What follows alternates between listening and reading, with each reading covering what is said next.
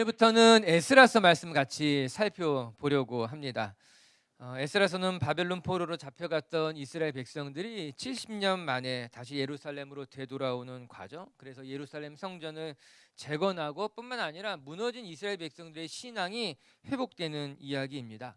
흥미로운 것은 우리가 읽었던 이 에스라서 1장 1절부터 4절의 말씀이 역대하서 가장 마지막 장에 있는 말씀과 똑같다라고 하는 것이에요.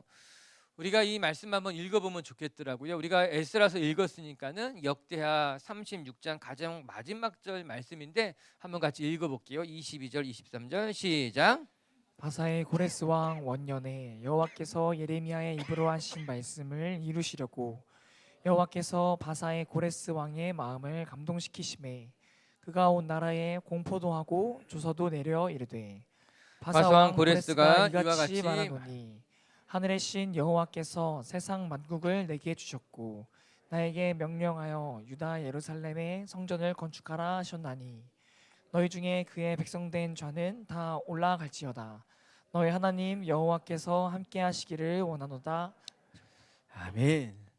놀랍지 않습니까? 우리가 읽었던 에스라서 1장의 말씀과 역대하 마지막 장의 말씀이 똑같다라고 하는 거예요.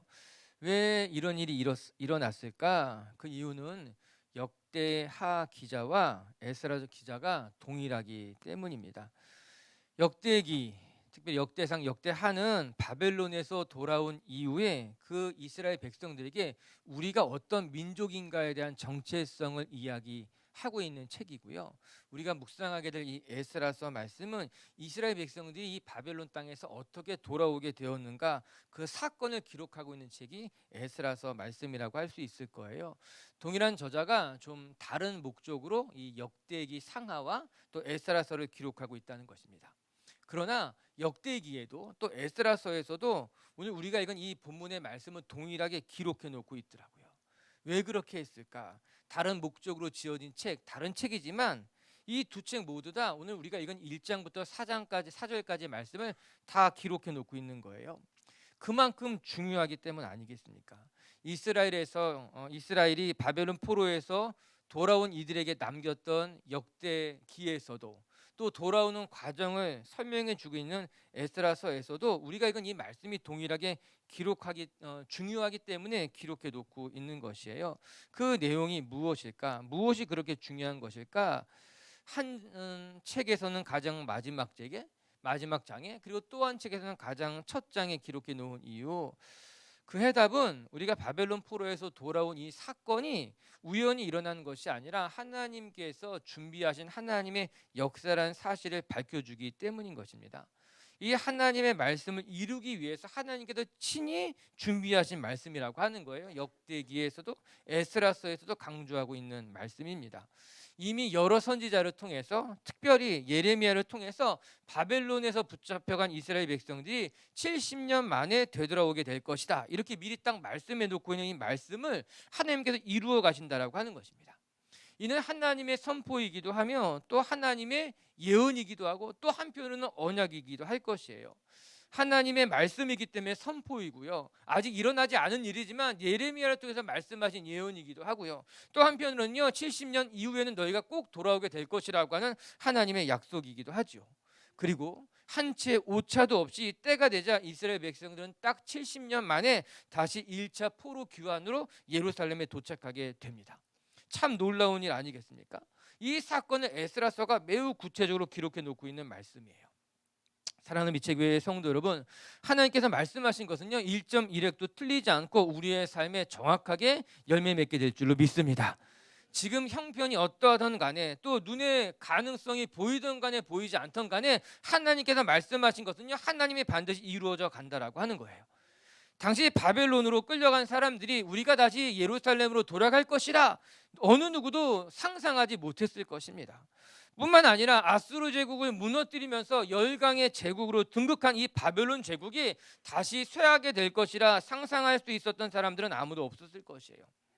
하지만 그렇게 강했던 바벨론이 바사, 즉 페르시아에 의해서 무참하게 무너지게 되었고, 오늘 우리가 읽은 것 같이 바사 왕 고레스 때에 이스라엘의 사람들이 예루살렘으로 되돌아가게 된 것 아니겠어요? 여러분, 이 사건은 어느 누구도 예측하지 못한 사건이고 감히 상상하지도 못한 일이었지만 하나님이 말씀하신 대로 그대로 이루어지게 되었다라고 하는 것입니다. 전 우리 비치교회 성도들의 삶에도요, 하나님의 말씀, 하나님의 약속이 어김없이 이루어지는 그 하나님의 역사를 경험할 수 있는 성도님들 되시길 주님의 이름으로 축복합니다. 제가 요즘 늘 묵상하는 구절이 한 구절이 있습니다. 오늘 우리가 읽은 이 에스라스와 동일한 시대 속에 동일한 배경을 갖고 있는 말씀인데요, 예루살렘 성전을 재건할 때 이 스가랴라고 하는 선지자가 어떻게 하나님 앞에 말씀하셨는가, 이 말씀이 스가랴서 4장에 기록되어 있는데 이 말씀 한번 같이 읽어볼게요. 4장 6절 말씀인데요, 시작. 그가 내게 대답하여 이르되 여호와께서 스룹바벨에게 하신 말씀이 이러하니라.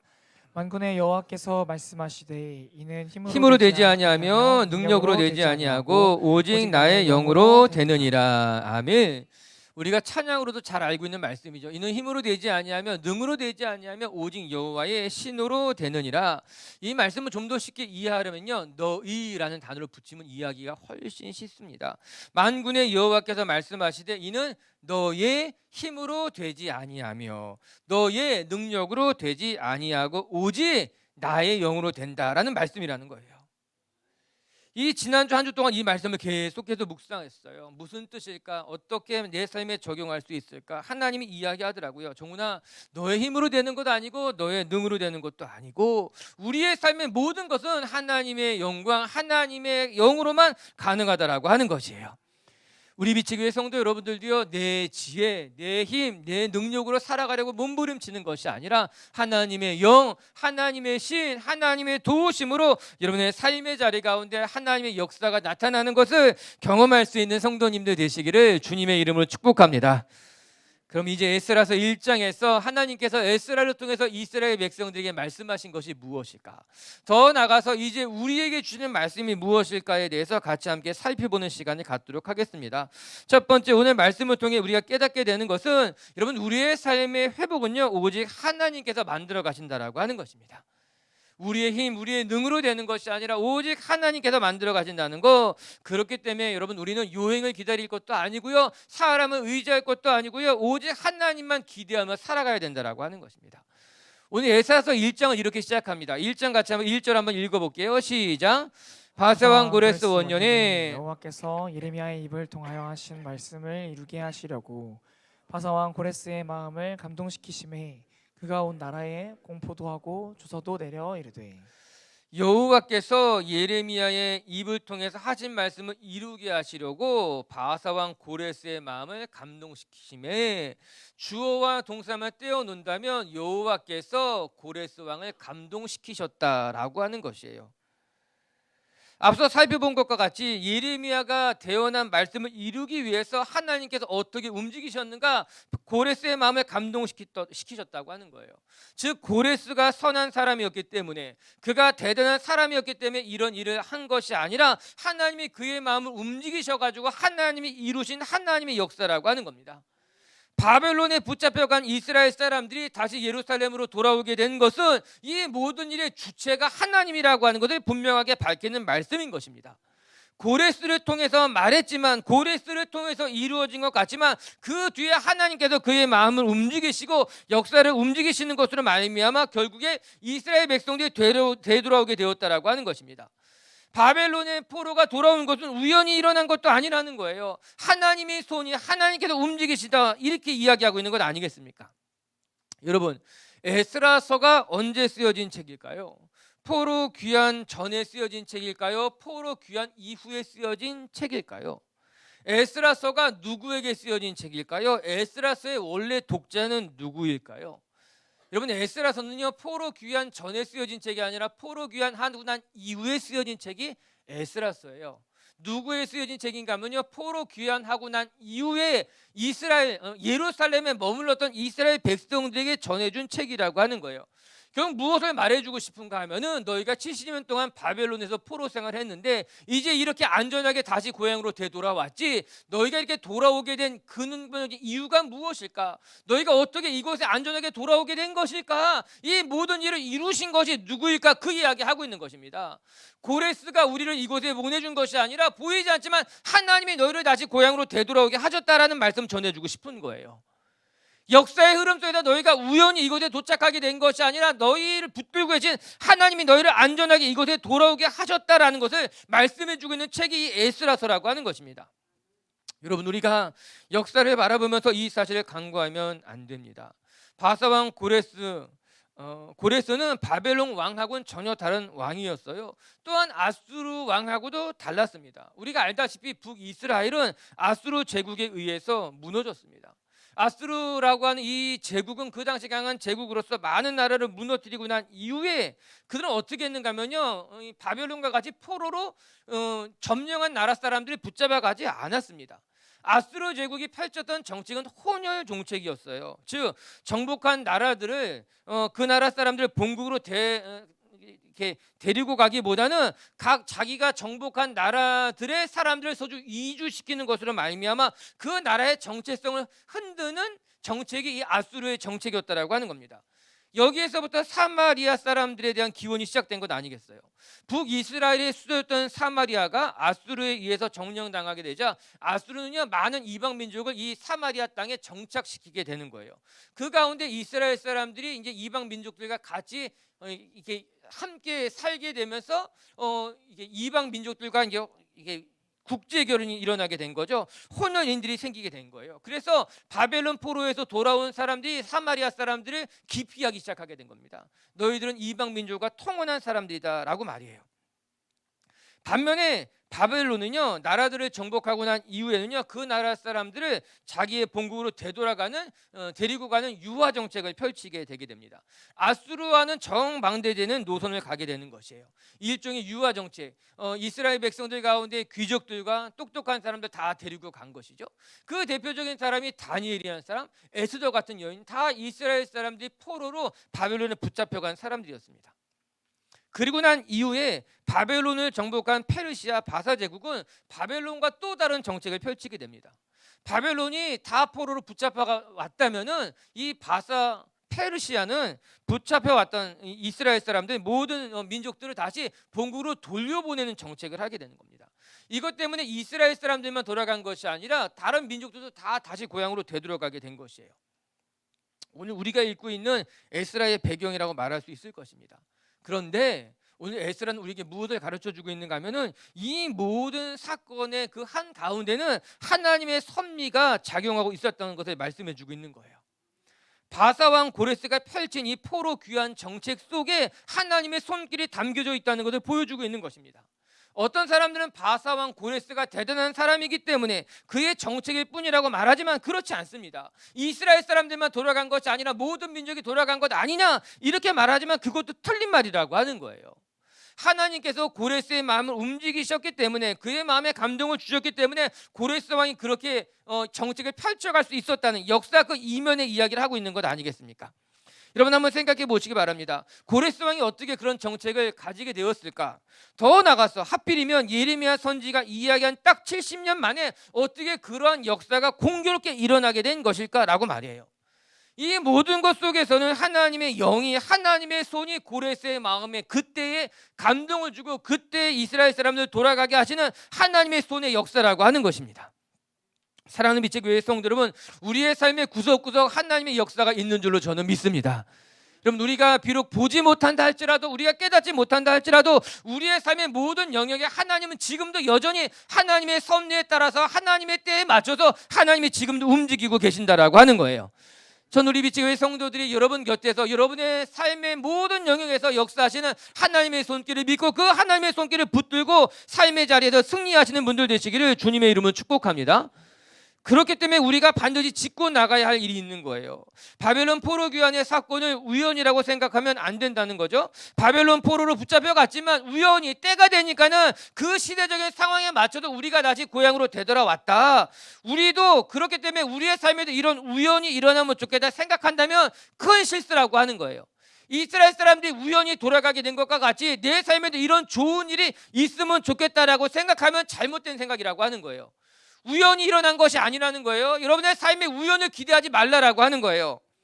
뿐만 아니라 이 사건이 고레스가 주도한 사건이기 때문에 내 삶에도 고레스와 같은 사람을 만나면 내 삶의 많은 문제들이 해결될 수 있겠다라고 생각하는 것도 오해이고 착각이고 실수라고 하는 거예요. 여러분, 이 사건이 고레스라는 인물을 통해서 일어난 일이지만 그렇다고 해서 우리의 삶에 고레스와 같은 사람을 기대하는 것이 얼마나 어리석은 일이냐라고 하는 거죠. 여러분, 지난주에 룻기에 대해서 같이 공부했잖아요. 성경 공부 시간에. 여러분, 이 룻기에서 잊을 수 없는 인물이 누구입니까? 보아스라고 하는 사람이에요. 이 룻이라고 하는 여인의 귀여운 물을 짜 이 보아스를 통해서 이 여인의 삶이 새롭게 달라지게 됐잖아요. 그렇다고 해서 우리가 생각하기를 내 삶도 보아스와 같은 사람을 만나면 변할 수 있을 거야, 내 삶에도 보아스와 같은 사람을 기대해야지라고 생각한다면 그건 역시 어리석은 일이라고 하는 거예요. 우리는 보아스와 같은 사람을 만날 기대를 하는 것이 아니라 보아스를 보내주신 하나님을 볼 줄 알아야 되는 거예요. 고레스 왕을 바라보려고 그 고레스 왕이라고 하는 사람을 기대하는 것이 아니라 고레스 왕의 마음을 움직이신 하나님을 기대하는 것이 맞다라고 하는 것이죠.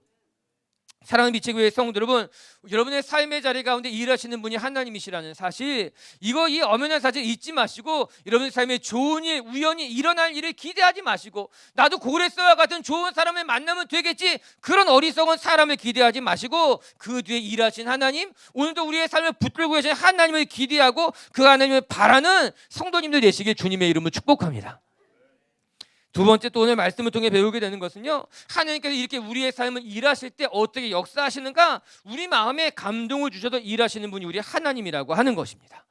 여러분, 하나님께서는요 우리의 삶을 통해 일하시는 거예요. 여러분, 이스라엘 역사를 바라보게 되면요, 하나님은 전능하신 분이시지만요, 하나님은요 아브라함을 통해서 열방의 복의 근원을 삼으시고요, 하나님은요 모세를 통하셔서 출애굽을 만들어 가시고요, 하나님은요 여호수아를 통해서 가나안 정복을 완성해 가신 것 아니겠습니까?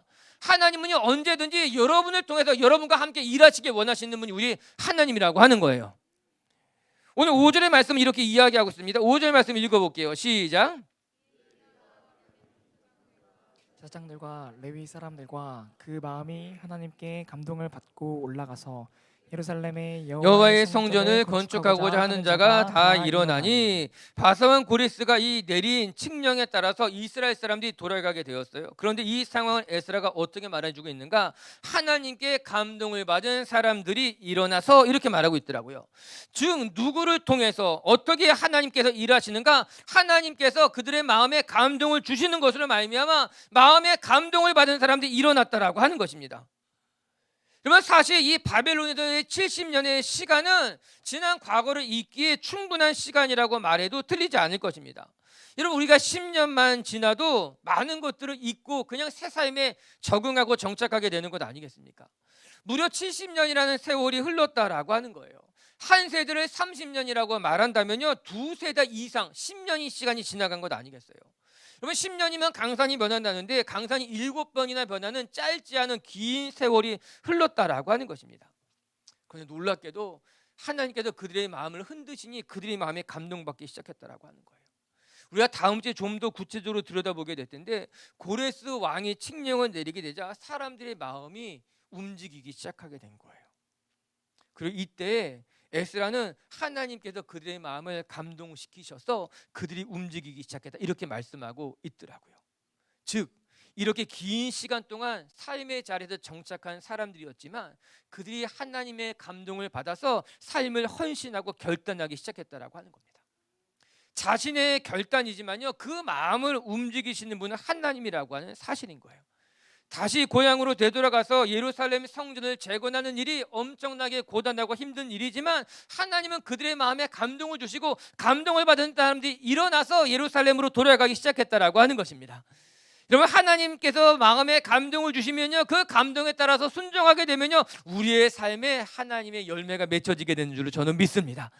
이 말씀을 다른 말로 하게 되면요, 하나님이요 그들의 마음에 바람을 불어넣으신 거예요. 그리고 그 바람에 따라서 움직이기 시작했다라고 하는 것입니다. 전 우리 비치교회 성도 여러분들, 우리의 삶에 하나님의 바람을 부실 때가 있어요. 하나님께서 이끌어 가실 때가 있다라고 하는 거예요. 그럴 때는요, 하나님께 우리의 삶에 맡기면요, 하나님이 우리의 삶을 이끌어 가시게 되는 거예요. 오늘 말씀 이렇게 말합니다. 6절을 제가 한번 읽어볼까요? 같이 한번 읽어볼까요? 시작.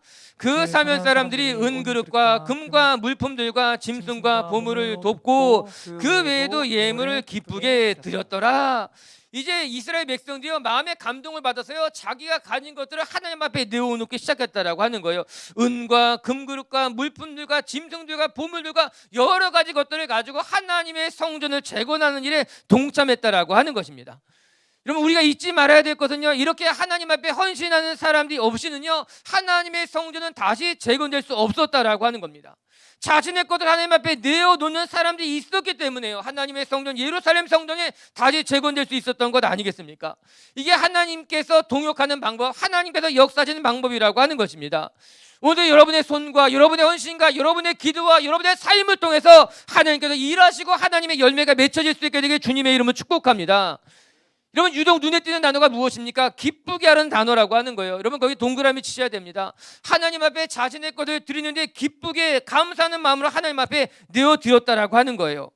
하나님께서 마음에 감동을 주시니까요, 사람들이 자신의 것을 기쁘게 내어놓는데요, 누구 하나 주저하지 않았고요, 무엇 하나 아까워하지 않고 기쁘게 헌신했다고 나옵니다.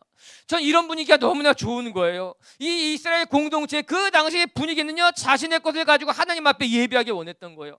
어느 누구 하나 아까워하지 않고 기쁘게 드렸다라고 하는 것입니다.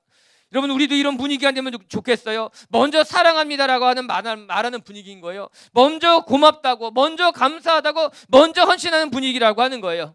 그냥 내가 누구나 이렇게 미루고 내가 하지 않겠다고 떠미는 그런 분위기가 아니라, 누구나 할 것 없이 자신의 것을 기쁘게 드리고, 먼저 사랑한다고 고백하고, 먼저 고맙다고 고백하고, 먼저 내가 하겠다고 고백하는 그런 분위기가 그 당시 이스라엘의 분위기였다라고 하는 것이에요.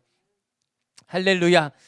전 우리 빛의 교회 성도들, 우리 교회가 이런 분위기가 되었으면 좋겠어요. 우리가 인사할 때도 내가 먼저 인사하는 거예요. 이렇게 내가 먼저 인사하지 못한 걸 아까워하는 거예요. 내가 먼저 인사해야 되는데, 내가 먼저 새해 복 많이 받으세요 얘기했어야 되는 건데, 내가 먼저 고맙다고 이야기했어야 되는 건데. 할렐루야. 우리 옆에 분에게 먼저 고백하세요. 사랑합니다.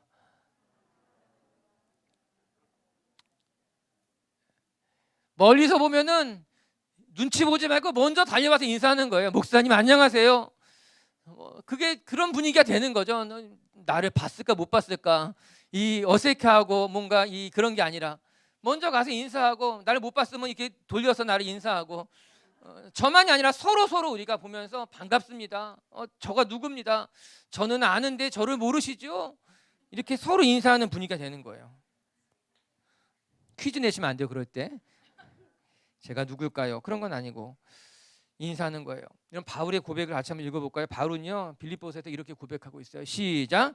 너희 안에서 행하신 이는 하나님이시니 자기의 기쁘신 뜻을 위하여 너희에게 소원을 두고 행하시나니.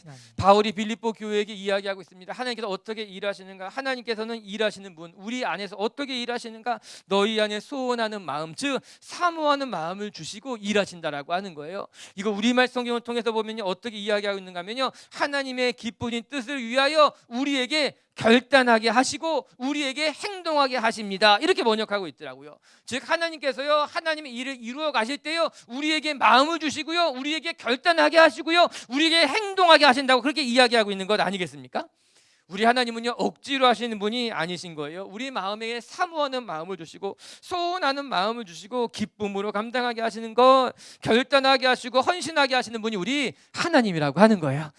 오늘 우리 빛의 교회 성도 여러분들이 하나님께서 감동 주실 때 주저하지 마시고, 하나님의 감동에 따라서 헌신하고 달려나간다면 그곳에 하나님의 아름다운 꽃이 피어나게 될 줄로 저는 믿습니다. 제가 목사가 될 때요, 처음에는요, 하나님께서 저를 목회자로 부르신 것에 대해서 순종하는 마음에 내가 목회자가 되게 되겠다, 이런 마음이었어요. 하나님이 나를 목회자로 부르시는 것 같다. 그러니 내가 하나님의 말씀에 순종해야겠다, 이런 생각으로 목회자가 되려고 했는데, 시간이 지나면서 여러 가지 사건들을 경험해 가면서 제 마음이 서서히 바뀌어가기 시작하게 되더라고요. 어떻게 바뀌는가? 전에는 하나님이 나를 부르셨기 때문에 내가 순종한다는 마음이었는데요, 이제 그 마음은, 아니요, 하나님, 내 삶의 24시간을 하나님을 위해서 살고 싶습니다. 제가 좋은 집사님이 돼도, 또 좋은 평신도가 되어서 살아가는 것도 좋지만, 저는요, 하나님의 성전에서 24시간 하나님을 위해서 살아가고 싶습니다라고 제 마음이 바뀌어가게 되더라고요. 결국에는 제가 하나님 앞에, 하나님, 제가 하나님 위해 살겠습니다. 하나님, 저를 하나님의 종으로 사용해 주십시오라고 그렇게 하나님 앞에 나아가게 되더라고요. 그게 하나님께서 우리를 만들어 가신 방법인 것만 같은 거예요.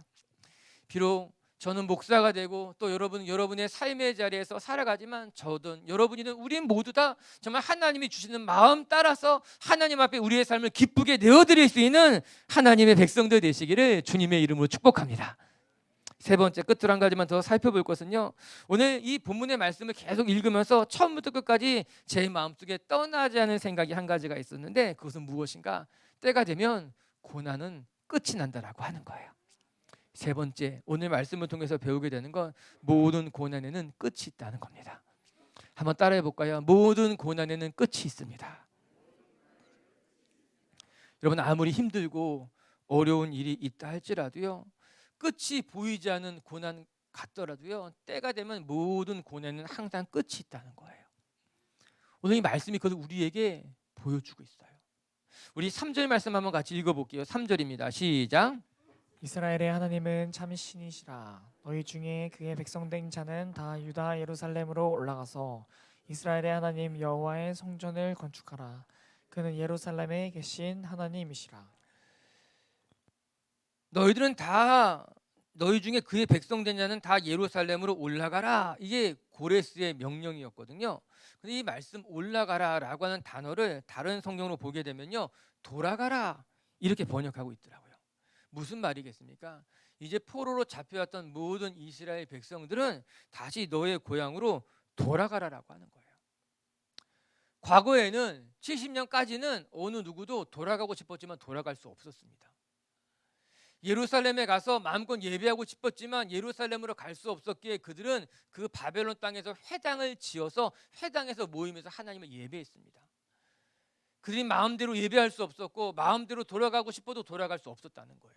그런데 이제 때가 되니까요, 고레스의 입술을 통해서 하나님께서 그들을 돌려보내시는 거예요. 돌아가라, 끝이라고 하는 거예요.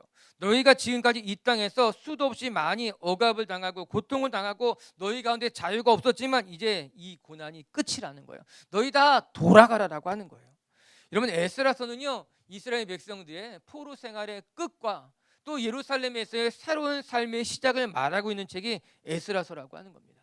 이제 바벨론 땅에서의 70년의 고난의 세월이 끝났다라고 하는 거예요.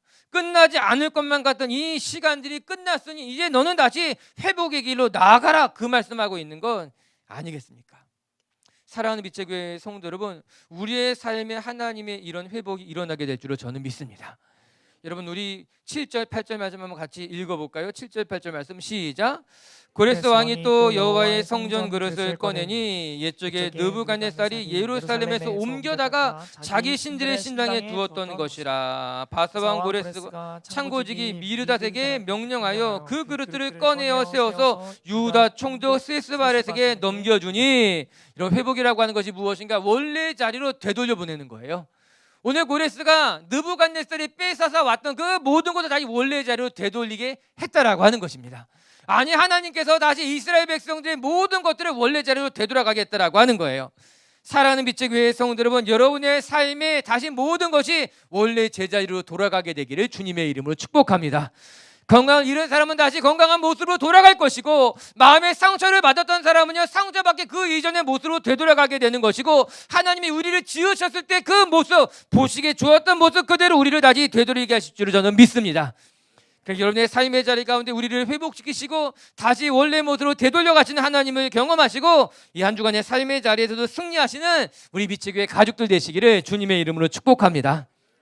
말씀을 정돈하도록 하겠습니다. 오늘 에스라서를 시작하면서 그렇게 이야기하고 있는 거예요. 예레미야에게 하신 그 말씀을 하나님께서 이루어 가신다라고 말이에요. 맞습니다. 우리의 삶에 하나님의 말씀은 1.1획도 틀림없이 반드시 이루어지게 될 줄로 저는 믿습니다. 여러분의 삶의 자리 가운데 하나님의 역사, 하나님의 열매가 맺혀지는 것으로 말미암아 하나님과 동행하는데 정말 힘이 있게 힘차게 동행하시는 성도님들 되시기를 주님의 이름으로 축복합니다. 첫 번째, 오늘 말씀을 통해 배우게 되는 것은요, 우리의 삶의 참된 회복은 하나님께서 만들어 가신다라고 하는 것이에요.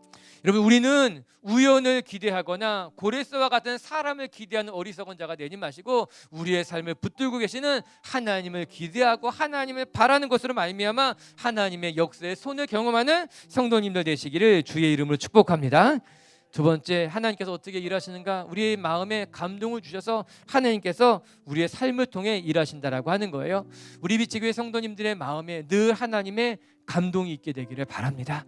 하나님이 주시는 은혜가 여러분 마음에 충만해서 여러분 마음에서부터 선한 열매가 맺혀가는 하나님의 사람들 되시기를 주님의 이름으로 축복합니다. 그리고 세 번째, 모든 고난에는 끝이 있습니다. 끝날 것 같지 않은 일들이지만 때가 되면 다 끝이 난다는 것을 기억하시고 조금 더 참고 조금 더 인내하며 하나님의 시간을 살아나가는 성도님들 되시기를 주님의 이름으로 축복합니다.